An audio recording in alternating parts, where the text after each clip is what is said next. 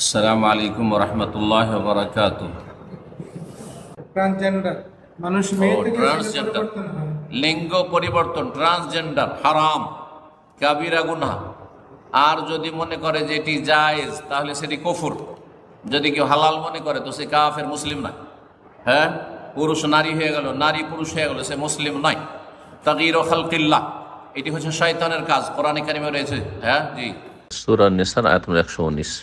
যে শয়তান মানব জাতিকে জাহান্নামে নিয়ে যায় বিভিন্ন ওয়াসওয়াসা, কুমন্ত্রণা এবং পাপে প্ররোচিত করে। তার একটি হচ্ছে ফালা ইউগাইরুনা খালকাল্লাহ, আল্লাহর সৃষ্টিতে পরিবর্তন ঘটানো।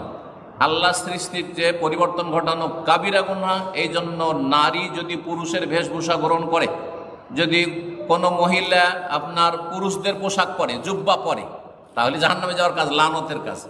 কোন পুরুষ যদি মহিলাদের মতো বোরকা পরে, হ্যাঁ, অথবা মহিলাদের মতো বড় বড় চুল রেখে মহিলা সাজে, তাহলে সে জাহান্নামে যাওয়ার কাজ। তাতেই যদি হয় তাহলে লিঙ্গ পরিবর্তন করলো, সেটা কত বড় গুনাহ চিন্তা করো। সুতরাং সেটা কমপক্ষে কাবিরা গুনাহ, জাহান্নামে যাওয়ার কাজ, যদি তওবা না করে ফিরে আসে।